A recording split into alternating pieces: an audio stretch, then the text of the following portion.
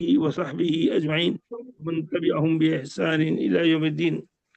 اللهم علمنا بما ينفعنا وانفعنا بما علمتنا. ربي زدني علما. رب اشرح لي صدري ويسر لي أمري واحلل عقدة من لساني يفقه قولي. جی بیٹا، کہاں سے پڑھنا ہے؟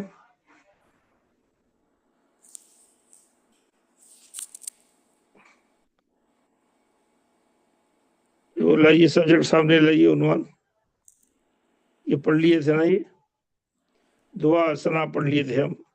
آگے بڑھائیے، آگے بڑھائیے. یہ بھی پڑھ لیے تھے، رکوع سے اٹھے تو رفع الیدین کرنے کے بارے میں. اور بڑھائیے.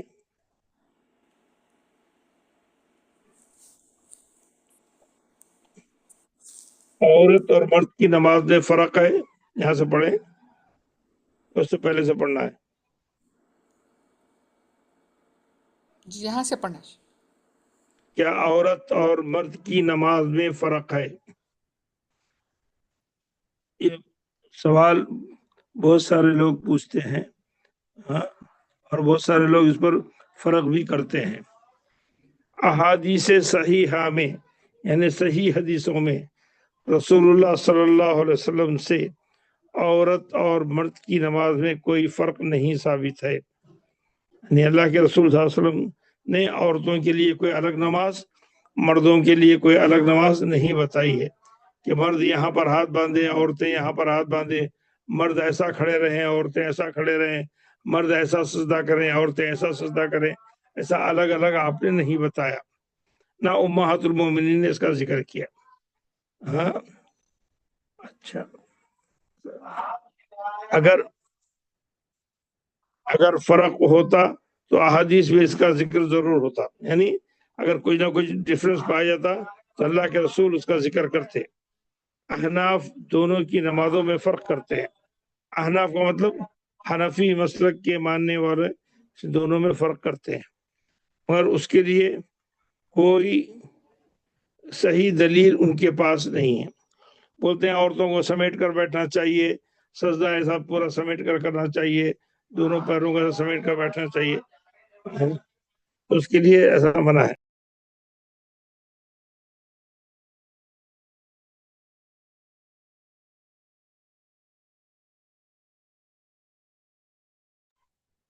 ہاں، تو ایسا کوئی فرق نہیں پایا جاتا دونوں حدیثوں، کہیں بھی کسی بھی حدیث میں اس طریقے سے عورت اور نماز کے اندر فرق نہیں بیان کیا گیا. ہاں، احناف دونوں کی نمازوں میں فرق کرتے ہیں. یہ فرق جو ہے حدیث کی بنیاد پر نہیں کرتے ہیں، وہ اجتہاد کی بنیاد پر کرتے ہیں. پہلے خود فرق کرتے ہیں، بعد میں دلیل ڈھونڈتے ہیں. پہلے فرق کرتے ہیں، بعد میں دلیل ڈھونڈتے ہیں، مگر اس کے لیے کوئی صحیح دلیل ان کے پاس نہیں ہے. مثلا وہ کہتے ہیں کہ عورت سینے پر ہاتھ باندھے گی اور مرد ناف کے نیچے، مگر اس تفریق کے لیے صحیح روایت کی ضرورت ہے، اور اللہ کے رسول صلی اللہ علیہ وسلم نے سے کوئی صحیح روایت اس تفریق میں ثابت نہیں ہے. کہ ایسی کوئی ایک ہی روایت میں ایسا کہیں ذکر نہیں ہے کہ عورت سینے پر ہاتھ باندھے اور مرد ناف پر ہاتھ باندھے یا ناف کے نیچے ہاتھ باندھے. ایسی کوئی دلیل نہیں ہے. اچھا، آپ لوگوں کو سن کر تعجب ہوگا، ترکی وغیرہ کی جو عورتیں ہیں، اگر ان کے مرد حنفی ہیں، وہ ناف پر ہاتھ باندھتے ہیں، تو وہاں کی عورتیں بھی ناف پر ہاتھ باندھتی ہیں. اس طریقے کا مزاج ہے وہاں پر. ترکی میں شدت سے حنفی مسئلہ کرتے ہیں، تو وہاں پر ایسا ہوتا ہے، اور بعض علاقوں میں ایسی ہے.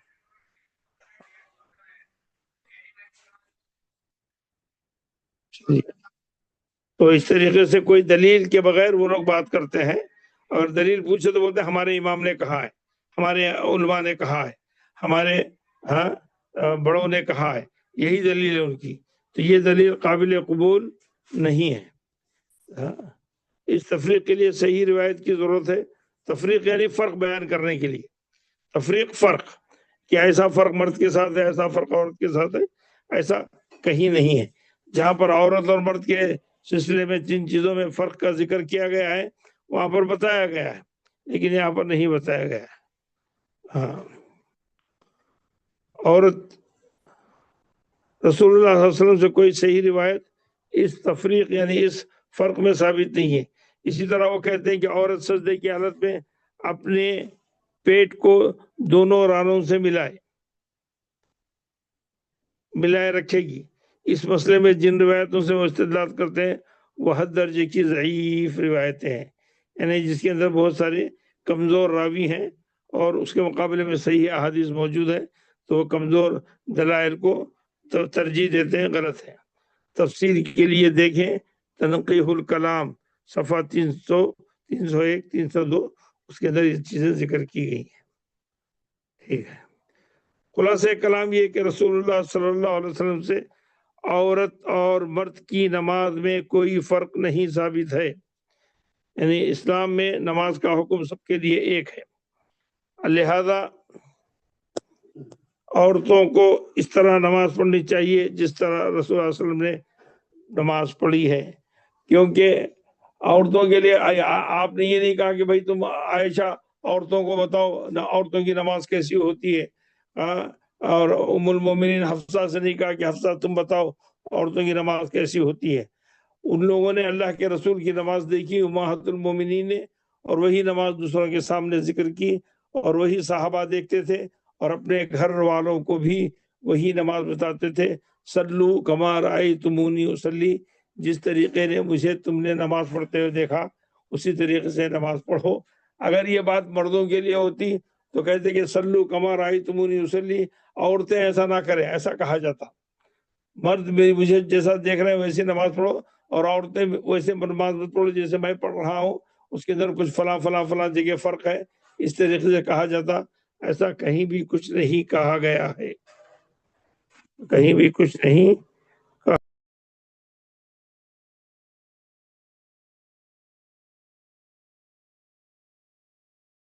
ہاں آگے پڑھائیے بیٹا.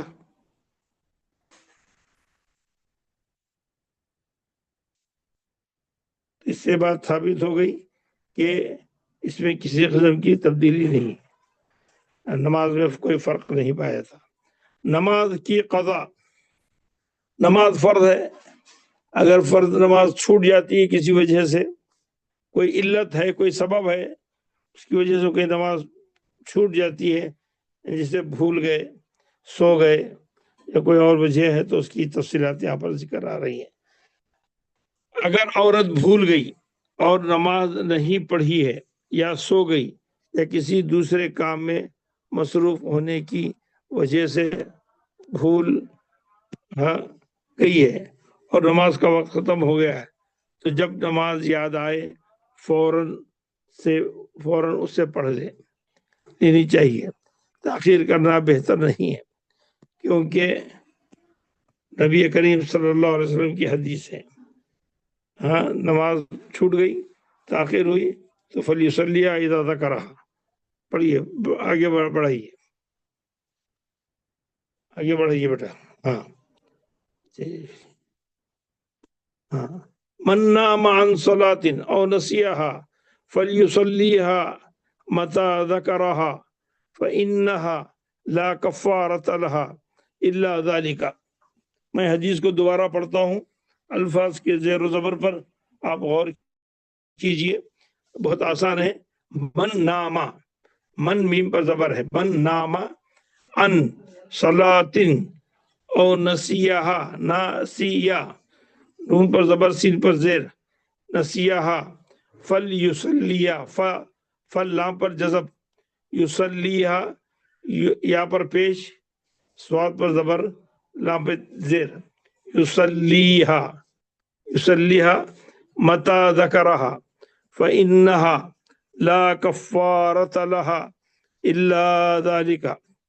جو شخص، اس کا ترجمہ ہے، جو شخص نماز سے سو گیا اور اس کو بھول گیا تو جب اسے یاد آئے فوراً اس کو پڑھ لے، کیونکہ اس کا کفارہ اس کا نماز پڑھنا ہے. یعنی اس کا الگ سے کوئی کفارہ نہیں ہے. نماز پڑھیں گے تو اس کا کفارہ یہ ہے کہ جس وقت آپ کو یاد آیا اسی وقت نماز پڑھ لینا چاہیے. کفارے میں روزہ رکھنا ایکسٹرا نماز پڑھنا، ایسا کچھ بھی نہیں ہے۔ جب نماز بھول گئے، سو گئے، اور جب یاد آیا، پہلا کام نماز پڑھنا ہے، دوسرے کام بعد میں۔ تو بھولنے والے کے لیے یا سونے والے کے لیے یہ اجازت دی گئی ہے کہ جب وہ جاگے گا اور اس کو وہ یاد آئے گا تو وہ اس کو پڑھ لے۔ اگر ایک سے زیادہ آدمی ہیں، 2 آدمی 3 آدمی ہیں، تینوں کے تینوں سو گئے یا دیر ہو گئی کسی وجہ سے، تو وہ سب کے سب جماعت کے ساتھ بھی نماز پڑھ سکتے ہیں۔ قضا نماز جماعت کے ساتھ بھی پڑھی جا سکتی ہے، یہ بھی مسئلہ ہے، نوٹ کر لیجئے۔ قضا نماز عورتیں بھی جماعت کے ساتھ پڑھ سکتی ہیں، مرد بھی جماعت کے ساتھ پڑھ سکتے ہیں، اس میں کوئی حرج نہیں ہے۔ فجر کی نماز کے بعد سورج نکلنے تک، اچھا کیا ہے، فجر کی نماز کے بعد سورج نکلنے تک اس کے درمیان کوئی نفلی نماز پڑھنا منع ہے۔ جب سورج طلوع خوب روشن ہو جائے تو پڑھ سکتی ہیں۔ نماز کے کچھ ممنوع اوقات ہیں، کچھ وقت ممنوعات میں شامل ہے۔ اس کے لحاظ سے فجر کی نماز کے بعد، فجر کی نماز ہو گئی، فجر فرض آپ نے پڑھ لی، اور فرض کی چھوٹی ہوئی سنتیں بھی اگر پہلے نہیں پڑھی تھی تو بعد میں پڑھ لے سکتے ہیں، لیکن اس کے بعد کوئی نماز آپ سنت بھی نہیں پڑھیں گے، نفل بھی نہیں پڑھیں گے۔ ہاں، کوئی فرض نماز قضا رہ گئی ہے تو آپ وہ قضا نماز پڑھ سکتے ہیں، لیکن کوئی نفل اور کوئی سنت نماز فجر کی نماز کے بعد سے سورج کے طلوع ہو کر سورج کے اوپر چڑھنے تک کوئی نماز نہیں پڑھی جائے گی، منع ہے۔ یہ ممنوع اوقات ہے، کیونکہ سورج نکلنے کے وقت نماز پڑھنا منع ہے۔ فجر کی نماز کے بعد سورج نکلنے تک اس کے درمیان کوئی نفلی نماز، کوئی نفلی یا کوئی فجر کی 2 رکعت سنت کے علاوہ کوئی اور نماز پڑھنا منع ہے۔ جب سورج خوب روشن ہو مطلب اوپر آ جائے تو پڑھ سکتے ہیں۔ زوال وقت کا مطلب جب سورج سر پہ ہوتا ہے، پیچ سر پہ ہوتا ہے، اس کے بعد ڈھلنا، زوال کا معنی ڈھلنا، جب زوال ڈھلنے کا وقت آتا ہے، سورج سر پہ رہتا ہے، پھر اس کے بعد آتا ہے، تو اس وقت بھی نماز پڑھنا منع ہے۔ یعنی اب جیسے ظہر کا وقت شروع ہونے والا ہے، شروع ہونے سے تھوڑا سا پہلے سورج بالکل سر پر ہوتا ہے، تو اس وقت کوئی نماز نہیں پڑھیں گے۔ جب سورج ڈھل جائے گا، پھر ظہر کی اذان ہوگی تو اس وقت نماز پڑھیں گے۔ سورج ڈھلنے سے پہلے آپ نماز نہیں پڑھیں گے، وہ زوال کا وقت اس کو کہتے ہیں۔ عصر کے بعد سے لے کر سورج غروب ہونے تک رہا تحیت المسجد کا مسئلہ۔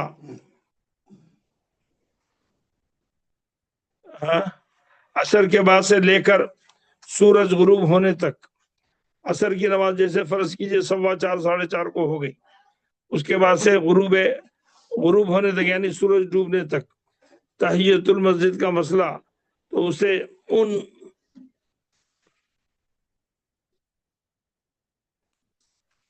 اوقات میں پڑھ سکتی ہیں، صرف سورج نکلنے کے وقت اور غروب ہوتے وقت نہیں پڑھ سکتی۔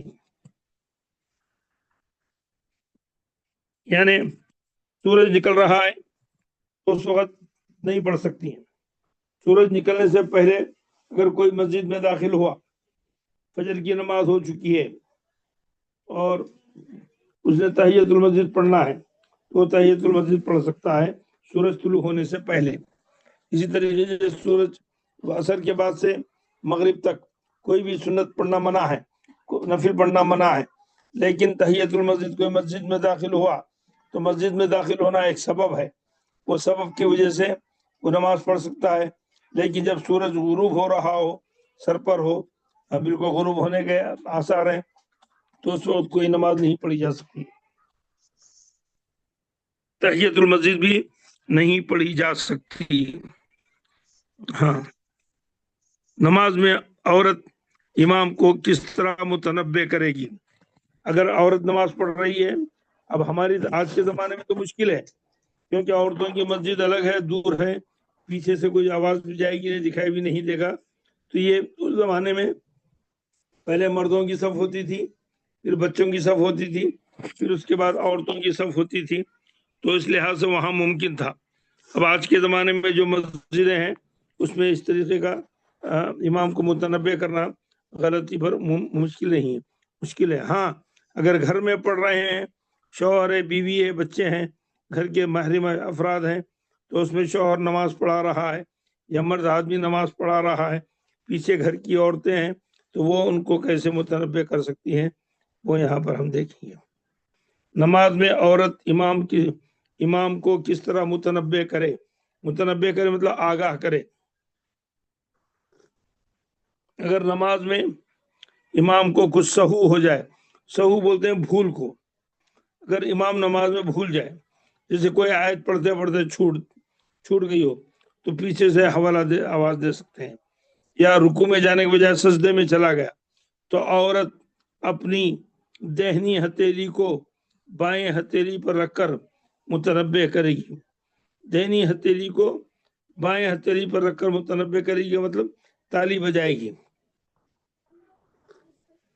ہاتھ سے دائیں ہتھیلی سے بائیں ہتھیلی پر مارے گی، اور آدمی سبحان اللہ کہے گا، اور مرد آدمی اگر پیچھے ہے اور وہ کوئی غلطی کر رہا ہے امام، تو اور مرد آدمی سبحان اللہ کہے گا، عورت سبحان اللہ نہیں کہے گی، دائیں ہاتھ کی ہتھیلی سے بائیں ہاتھ کی ہتھیلی کو پیٹے گی، وہ جیسے ایک تالی کی کیفیت ہوتی ہے۔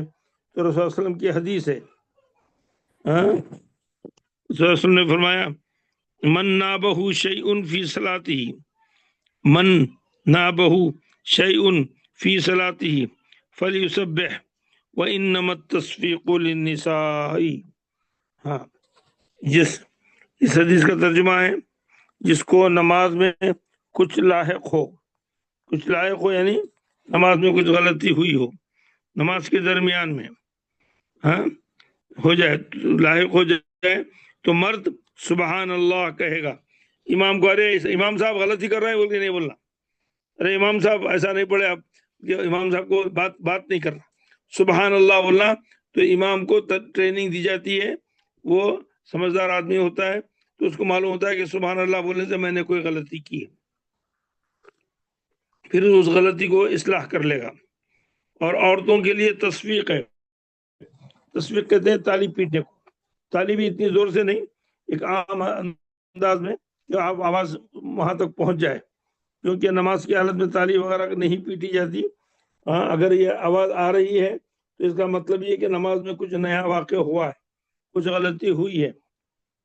تو اس لحاظ سے عورت کے لیے ضروری ہے کہ وہ اگر امام کو آگاہ کرنا چاہتی ہے، متنبہ کرنا چاہتی ہے، اور اس کو اشارہ یا کنایہ میں اپنے آپ غلطی کا احساس دلانا چاہتی ہے، تو اس کے لیے تالی بجانا ہے، دائیں ہاتھ کی ہتھیلی سے بائیں ہاتھ کی ہتھیلی پر، ہتھیلی سے ہتھیلی پر، تو اس کی آواز الگ ہوتی ہے۔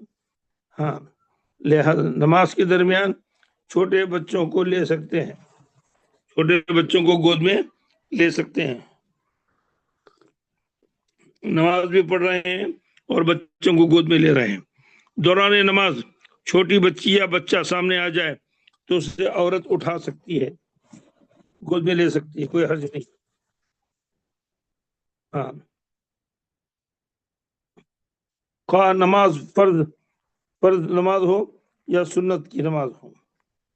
حضرت ابو قتادہ رضی اللہ تعالیٰ عنہ سے روایت ہے کہ رسول اللہ صلی اللہ علیہ وسلم نے فرمایا، امامہ بنت زینب کو اٹھائے ہوئے نماز پڑھ رہے تھے، یہ رسول کریم صلی اللہ علیہ وسلم کی نواسی تھی، جب آپ رکوع میں جاتے تو اتار دیتے، اور جب سجدے سے کھڑے ہوتے تو پھر اپنی گردن پر بٹھا لیتے۔ امام احمد نے کہا ہے چھوٹے بچے ہیں جو 6-8 مہینے کے ہیں، اطراف میں رینگتے رہتے ہیں، تو ایسے بچوں کو گود میں لے کر نماز پڑھی جا سکتی ہے۔ رکوع میں مشکل ہوتی ہے تو رکوع میں ان کو نیچے رکھ دیں، پھر رکوع سے اٹھتے وقت ان کو لے لیں، یا سجدے میں جائیں تو اس وقت نیچے رکھ دیں پھر ان کو لے لیں، ایسا کرنا جائز ہے۔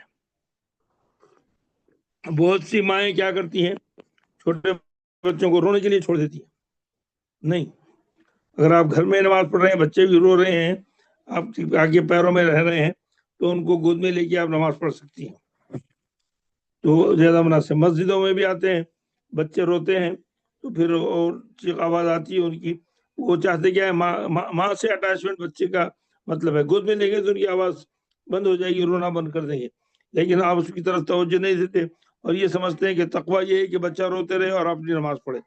نہیں، یہ تقویٰ نہیں ہے۔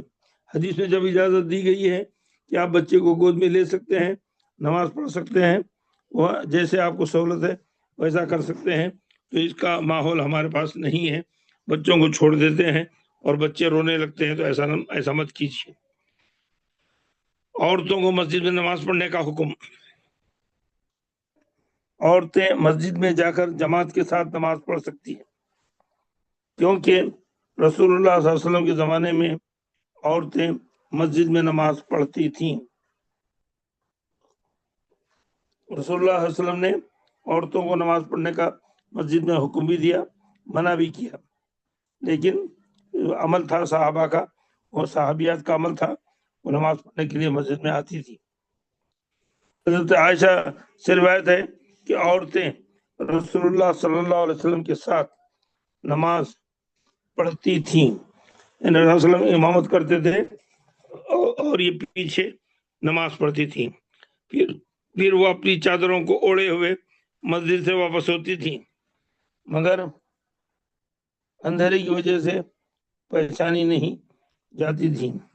یہ صحابہ کے درمیان میں عورتیں مسجدوں کو آتی تھیں، جب پردے کا حکم نہیں نازل ہوا تھا تب بھی آتی تھیں، جب پردے کا حکم نازل ہوا تو اس کے بعد عورتیں آئیں، تو اسی رات جس رات پردے کا حکم نازل ہوا، فجر نماز میں ساری عورتیں کالی چادریں لے کر لپیٹ کر آ گئیں، اور ایسا لگا جیسے کوئی بدلی چھائی ہوئی ہے۔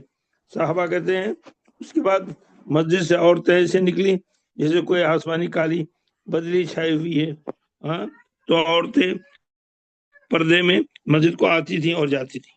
اس کی روایت امام بخاری، امام مسلم نے ذکر کی ہے۔ جی، تو اور اس کے بعد اگر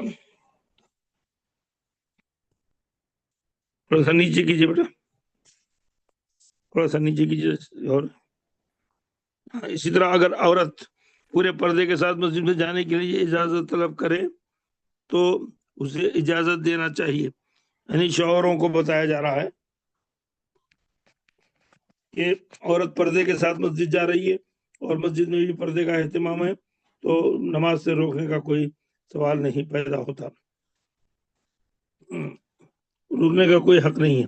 حضرت عمر کی روایت ہے کہ رسول اللہ صلی اللہ علیہ وسلم فرماتے ہیں لا تمنعوا اماء اللہ مساجد اللہ، لا تمنعوا، سن لیجیے اور ایک بار عبارت، لا تمنعوا اماء اللہ مساجد اللہ، لا تمنعوا اماء اللہ مساجد اللہ، ہاں، لا تمنعوا، مت روکو، تم لوگ اللہ کی بندیوں کو اللہ کی مسجدوں سے نہ روکو۔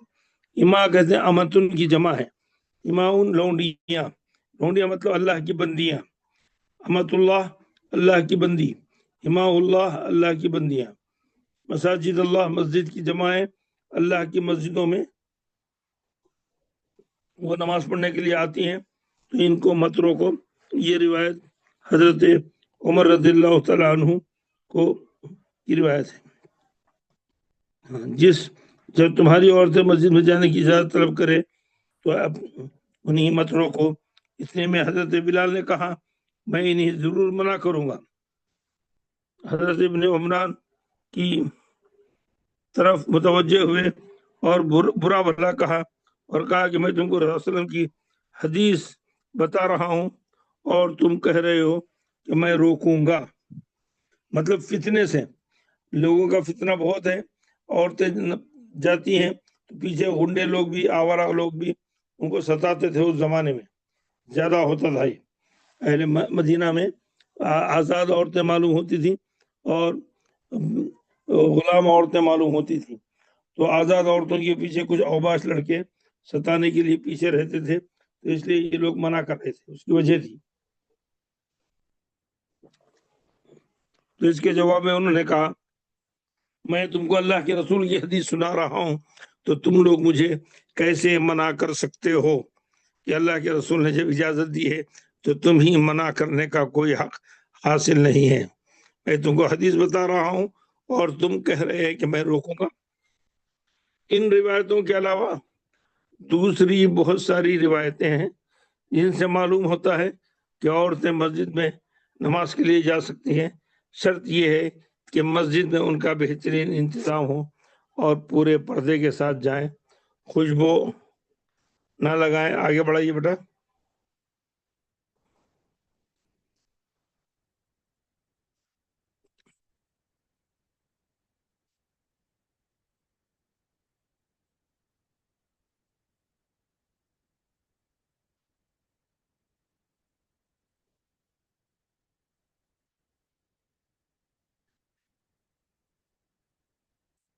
کہاں ہے بھائی وہ؟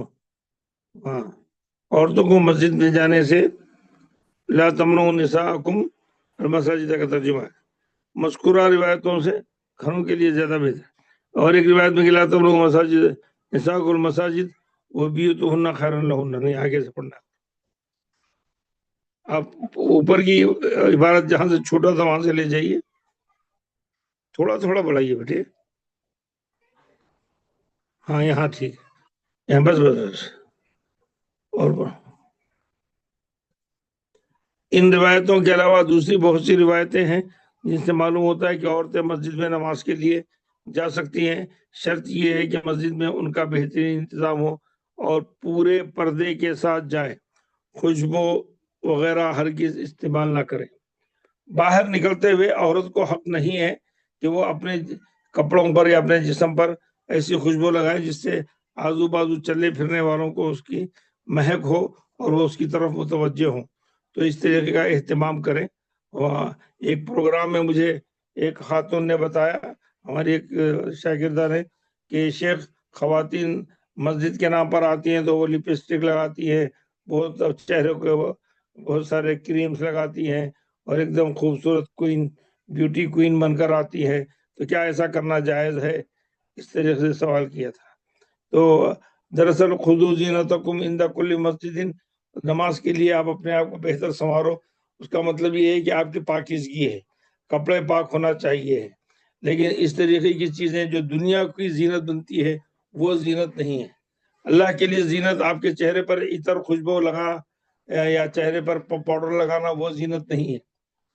زینت کپڑوں کی صفائی ستھرائی کا نام ہے. زینت بہترین وضو کا نام ہے.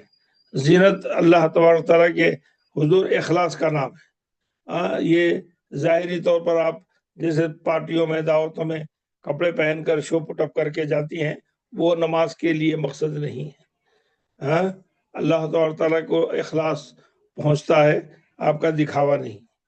تو زینتوں کا مطلب صرف چہرے کے اوپر پاؤڈر, اسنو اور کچھ نہ کچھ مونسٹرز لگا لینا, اس کا نام خوبصورتی ہے, اس کا نام زینت نہیں ہے. زینت بہترین وضو کا نام ہے, صاف ستھرے کپڑے پہننے کا نام ہے. فیشنیبل کپڑے یا اس کو عجب عجب قسم کے سر کے دوپٹے پہننا وہ مقصد نہیں ہے. غلط مطلب لیتے ہیں. تو اگر تھوڑی سی اس کی گنجائش کھول دی جائے تو مسجد جو ہے وہ اللہ کے گھر کی عبادت کی جگہ فیشن شو کا مرکز ہو جائے گا. سب لوگ بولیں گے اچھا کل آپ یہ پہن کر آئے تھے, آج میں یہ پہن کر جاتی ہوں, کل وہ تو پرانا ہو گیا, اب لوگ پھر دیکھیں گے, پھر مجھے کپڑے بدلنے پڑیں گے. ایسا نہیں ہے. نماز کا لباس ساتر ہو پوری طریقے سے, اور سر پر پوری طریقے سے ڈھکا ہوا ہو اور مکمل چیزیں ڈھکی ہوئی ہوں. عورتوں کے درمیان میں چہرہ کھلا رہ سکتا ہے, لیکن گھر میں نماز پڑھنا افضل ہے. حضرت ابن مسعود سے روایت ہے کہ رسول اللہ صلی اللہ علیہ وسلم نے فرمایا, الصلاة المرأة في بيتها افضل من صلاتها في حجرتها وصلاتها في مجدعها افضل من صلاتها في بيتها. عورت کا اپنے گھر میں نماز پڑھنا اپنے کمرے میں نماز پڑھنے سے بہتر ہے, اور اس کا کمرے کے اس خاص حصے میں جس کا نماز کے لیے خاص کیا ہے اس میں نماز پڑھنا گھر میں نماز پڑھنے سے بہتر ہے۔ یہ ایک تقوی کی اور پاکیزگی کی علامت بتائی گئی ہے کہ نماز تو مسجد میں جائز ہے، لیکن عورت کا مقام گھر ہے، گھر کے کام کاج چھوڑ کر مسجد کو جانا، ضروری اہم کاموں کو چھوڑ کر یہ نماز پڑھنا ہے جسے مرد کرتے ہیں، تو مرد کے لیے تو ضروری ہے، لیکن عورتوں کے لیے یہ ضروری نہیں ہے۔ اگر جا رہی ہے تو ان کو ثواب ملے گا، لیکن ادھر گھر کی ذمہ داریاں چھوڑ دیے، بچوں کو کے کام کرنے ہیں وہ چھوڑ دیے، کھانے پکانے کا کام ہے وہ چھوڑ دیا، اور اس چھوڑ کر کے مسجد اہم ہے، ایسا نہیں ہے۔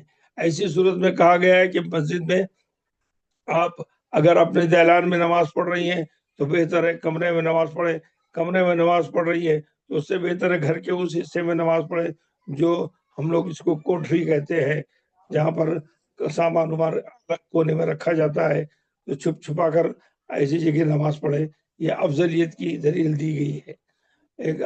تو یہ ضروری نہیں ہے کہ عورتوں کے اوپر نماز ویسے فرض نہیں ہے جیسے مردوں پر فرض ہے۔ حضرت عمر تو اس حدیث کو روایت کرتے تھے، لیکن اس کے علاوہ بھی وہ خواتین کو یہ کہتے تھے کہ گھروں میں نماز پڑھنا تمہارے لیے زیادہ بہتر ہے۔ ایک مرتبہ انہوں نے ان کی بیوی کو روکا، کہا کہ آپ مجھے نماز پڑھنے سے نہیں روک، مسجد جانے سے نہیں روک سکتے، کیونکہ میں اللہ کے رسول صلی اللہ علیہ وسلم نے اس کی اجازت دی ہے۔ تو حضرت عمر کچھ کہہ نہیں پائے، صحیح بات ہے، اللہ کے رسول نے اجازت دی ہے، میں اپنے کام اور ذمہ داریاں نبھا کر جا رہی ہوں۔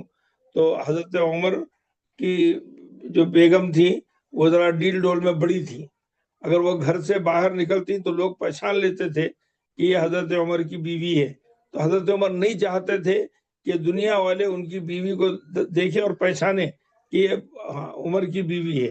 تو اس لحاظ سے ایک مرتبہ فجر کی نماز کے لیے نکلے، ان کے پیچھے پیچھے گئے، اور اندھیرا تھا فجر کا، وہ جا رہی تھی، تو جا کے اپنی بیوی کو انہوں نے پیچھے سے پکڑ لیا، پکڑ کے گول گھما کے چھوڑ دے کے پھر وہاں سے بھاگ گئے تاکہ ان کو ایک خوف ہو جائے۔ پھر وہ نماز پڑھ کر واپس آ گئی، آنے کے بعد بہت گھبرائی ہوئی تھی۔ تو حضرت عمر نے پوچھا کیا بات ہے، بہت گھبرائی ہوئی ہو؟ تو پھر انہوں نے وہ واقعہ سنایا کہ میں ایسا نماز کے لیے جا رہی تھی، کوئی اجنبی اوباش آیا اور مجھے اس طریقے سے چھیڑ کر چلا گیا۔ تو حضرت عمر کہنے لگے میں اسی لیے کہتا تھا نا کہ عورتوں کو باہر نہیں جانا چاہیے۔ تو دراصل ان کو ایک بتانا چاہ رہے تھے کہ عورتیں باہر جانے سے پرسکون نہیں ہو سکتی ہے، کوئی بھی ان کے ساتھ چھیڑ چھاڑ کر سکتا ہے۔ تو اس طریقے کی آج کے زمانے میں خدشے کم ہیں، اپنی گاڑی سے جاتے ہیں، گاڑی سے ڈائریکٹ اترتے ہیں، وہ علتیں وہ اسباب نہیں ہیں جو اس زمانے میں ہوا کرتی تھی۔ اگر ویسے ماحول پیدا ہو رہا ہے تو بہتر ہے کہ رکا جائے، اور بہت سارے لوگ الگ بھی ماحول پیدا کر رہے ہیں۔ بعض لوگ تو کہہ رہے ہیں کہ لڑکے اور لڑکیاں اسی لیے نماز میں جاتی ہیں کہ وہاں پر ان کو کچھ نہ کچھ تال میل ہو جائے، کچھ ملاقات ہو جائے، کوئی بات چیت ہو جائے، تو اس طریقے سے کی لوگ یہ حرکتیں کرتے ہیں۔ تو ایسی نیت ہے یا ایسا عمل ہے تو یہ نماز کو بھی غارت کرتا ہے اور ان کی دین کو بھی غارت کرتا ہے، اور یہ دین کا سہارا لے کر اپنے مطلب کو پورا کرنا نہایت ہی گناہ ہے اور برا عمل ہے، اس سے بچنا چاہیے۔ اگر ایسے فتنے کا ڈر نہیں ہے تو فتنے سے انسان کو بچنا چاہیے، فتنے کا ڈر ہے تو اس سے انسان کو دور رہنا چاہیے۔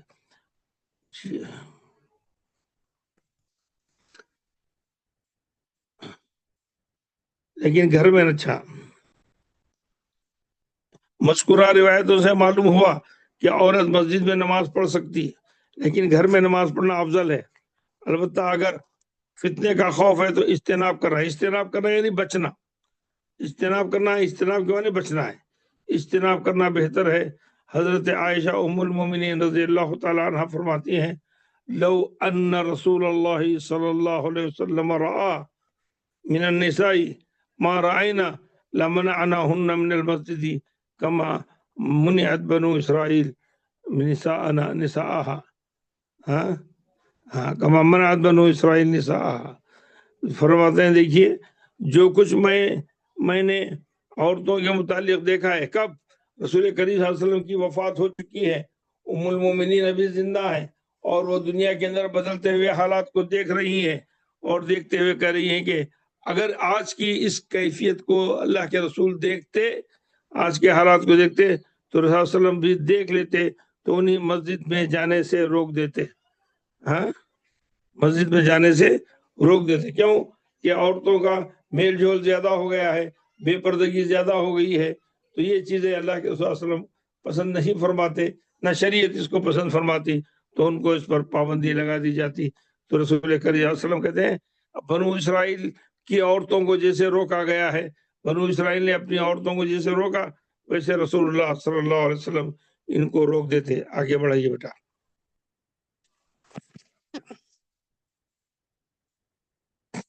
ہاں، بنو اسرائیل نے اپنی عورتوں کو روک دیا تھا اسی فتنے کی وجہ سے.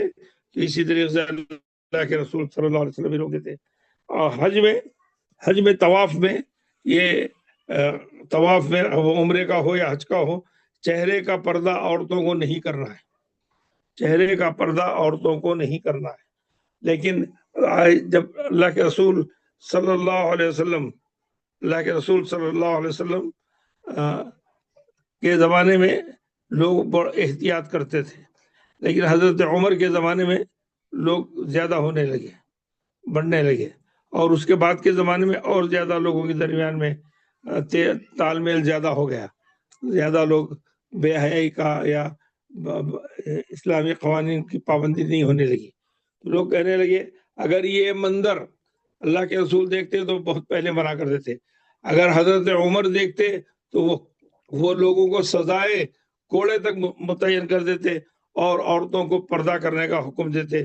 لیکن شریعت نے روک دیا ہے، اس لحاظ سے اس کی بابت کو مناسب نہیں سمجھتے. ٹھیک ہے.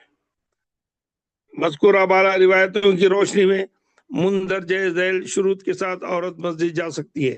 مندرجہ بالا روایتوں کی روشنی میں مطلب اوپر جو روایتیں ذکر کی گئی ہیں ان شرائط کے ساتھ عورت مسجد جا سکتی ہے. مسجد نمبر 1، مسجد میں عورتوں کے لیے الگ سے انتظام ہو. ایک ہی مسجد مردوں اور مردوں کی مشترک نہ ہو. ہاں، پورا الگ سسٹم ہو، الگ دروازہ ہو، ان کے وضو کرنے کا اہتمام الگ ہو، ہر چیز کا الگ ہو، مردوں سے کوئی لینا دینا نہ ہو، اور وہ بھی مسجد کا حصہ ہو. عورت مکمل پردے کے ساتھ جائے. بعض لوگ پردہ تو کرتے ہیں لیکن نہیں کرنے کے برابر ہوتا ہے. چہرے پر سر پر اوڑھتے ہیں اور وہ ان کا کیا کہتے ہیں سر کے اوپر کا دوپٹہ وہ گلے میں آ جاتا ہے.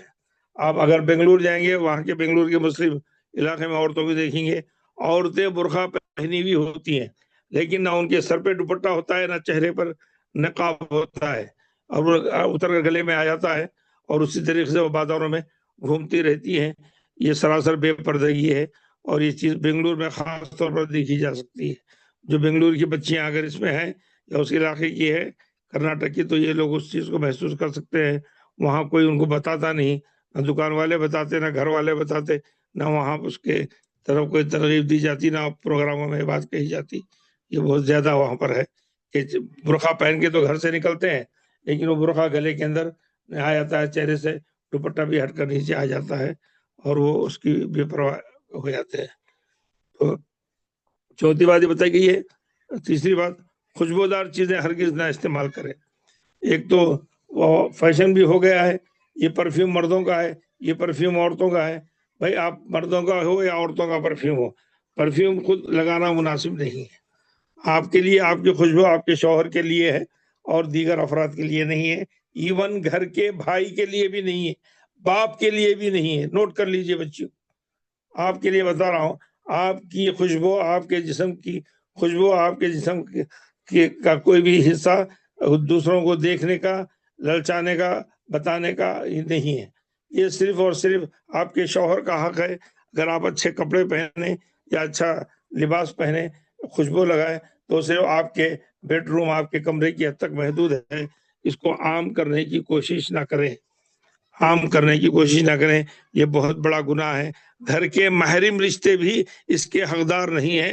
جو آپ کا سگا بھائی ہے، جو آپ کا سگا ماموں یا سگا چچا ہے، وہ بھی اس کے حقدار نہیں ہیں. کزنز تو بہت دور کی بات ہے، کزنز تو بہت دور کی بات ہے. تو اس سلسلے میں آپ کو احتیاط کرنا چاہیے. جو ہمارے پاس احتیاط نہیں ہوتی. اور بات اس میں جو بتائی کہ یہ راستہ محفوظ ہو، یعنی راستے میں اوباش قسم کے لوگ ہوتے ہیں، جملے کستے ہیں، الگ الگ بات ہوتی ہے، اور آپ کی شناخت ہو جاتی ہے کہ دیکھو یہ برقع پہننے والی فلاں گھر کی بیٹی ہے، یہ فلاں کی بہن ہے، فلاں کی بیوی ہے. جب آپ کی شناخت ہو جائے تو آپ کو گویا کہ آپ بے پردہ ہو گئی، گویا کہ آپ دنیا کے سامنے لیک آؤٹ ہو گئی.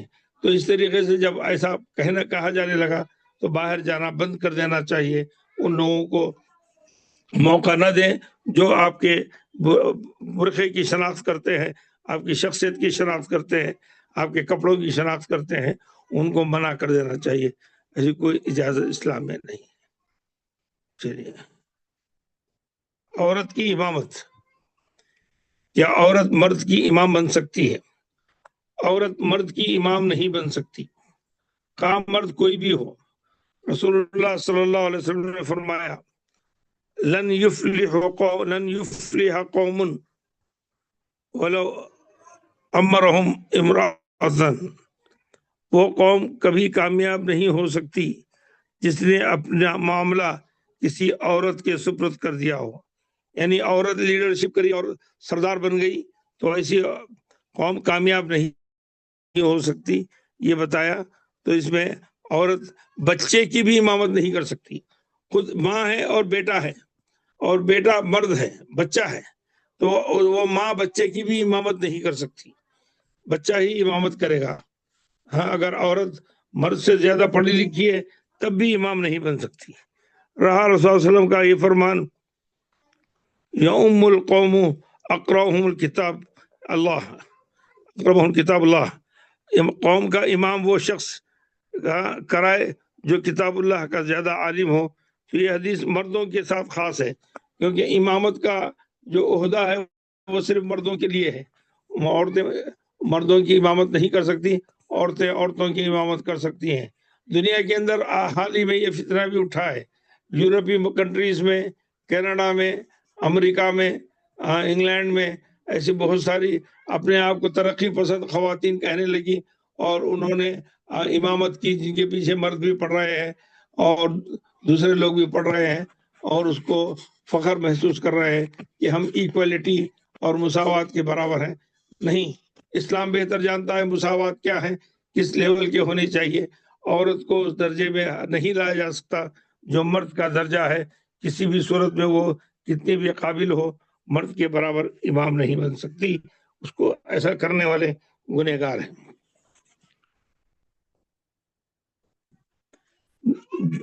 ہاں، قوم کی امامت وہ شخص کرے جو کتاب اللہ کا زیادہ عالم ہو. تو یہ حدیث مردوں کے لیے کے ساتھ خاص ہے. دوسری بات، امامت کے لیے شرط ہے کہ مرد ہو، عادل ہو، قرآن و سنت کا عالم ہو. لہذا عورت مرد کا امام نہیں بن سکتی، عورت کا امام بن سکتی ہے. ٹھیک ہے، یہاں روک دیتے ہیں، کوئی سوالات ہے تو پوچھ لیجیے. اور آگے اگلے سیمسٹر ابھی جب دوسری کلاسیں شروع ہوں گی تو ہو سکتا ہے میں یہ سبجیکٹ نہ پڑھاؤں، دوسرے مول صاحب پڑھائیں گے آپ کو، میں کوئی دوسرا سبجیکٹ پڑھاؤں گا.